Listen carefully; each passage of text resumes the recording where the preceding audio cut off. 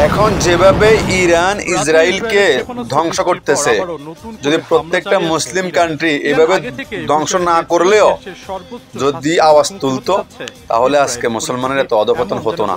এক এক করে সাদ্দামকে, গাদ্দাফিকে, আরো বড় বড় শক্তিশালী রাজাদেরকেও ইসরায়েল ও আমেরিকা মিলে ধ্বংস করে ফেলছে। এখন ধরছে ইরানরে ধরছে। যদি কোনো কারণবশত ইরানকে ধ্বংস করে ফেলে, এখন এই মুহূর্তে যে বিশ্বের 57টা মুসলিম কান্ট্রি এক হচ্ছে না, যদি কোনো কারণবশত ইসরায়েল ইরানকে ধ্বংস করে ফেলে, তাহলে পৃথিবীতে আর কোনো মুসলিম কান্ট্রি আওয়াজ তুলতে পারবে না। আওয়াজ তুললে মারবে তারা। কারণ শক্তিশালী দেশ হিসেবে আমি মনে করি ইরান আর পাকিস্তানকেও ইন্ডিয়ার লগে লাগিয়ে রাখছে, আর এখান দিয়ে ইরানের সাথে লাগিয়ে রাখছে। গালফের জিসিসির রাজারা মনে করতেছে কি, আমরা বসে আছি, আমরা বসে থাকি, আমরা কোনো যুদ্ধে জড়াবো না। আরে এরা এইসব দেমাকিন ফসুরা এগুলো এটাতে ভাবতেছে কোনো কারণবশত যদি পাকিস্তান আর ইরানকে ধ্বংস করে ফেলে, এরা তো কিছু না, তো মশাও না।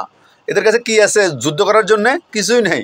এদেরকে মশার মতো একটা টিপ দিবে, মারিয়ে নেব। হাতির কাছে মশা কিছুই না। কারণ এখন বর্তমান পৃথিবীতে যুদ্ধ হবে শুধু অস্ত্র নিয়ে। কোন দেশে কত জনগণ আছে বলে লাভ নাই। একটা মিসাইল মেলে জনগণ সব বত্তা হয়ে যাবো, কি লাভ হবো? এখন অস্ত্র দিয়ে কথা হবে। পাবলিক কোথায় আছে, কত জনগণ আছে, এটা দেখি লাভ নাই।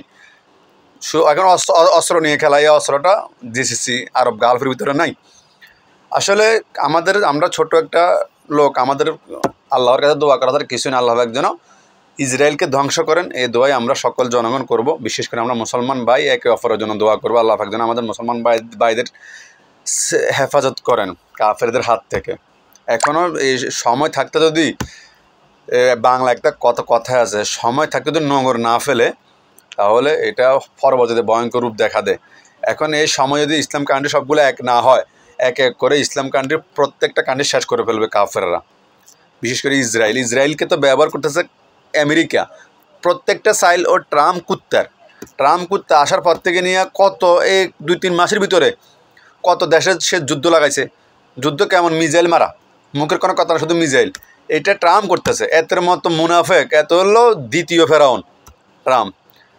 যাই হোক, ইনশাআল্লাহ আমরা মুসলমানের জয় একদিন আসবে, অবশ্যই আসবে। আল্লাহ পাক অবশ্যই আমাদেরকে সাহায্য করবেন। আমাদের গুনার কারণে আল্লাহ পাক আমাদের উপর নারাজ, এজন্য আমরা মুসলমানরা ক্ষতিগ্রস্ত হচ্ছি। তারপরে ইনশাআল্লাহ আল্লাহ পাক বিজয় আমাদের হাতে রাখবেন ইনশাআল্লাহ। যাই হোক, আল্লাহ পাক মুসলমান ভাইদের হেফাজত করেন। আমিন। খোদা হাফেজ প্রিয় ভাইয়েরা।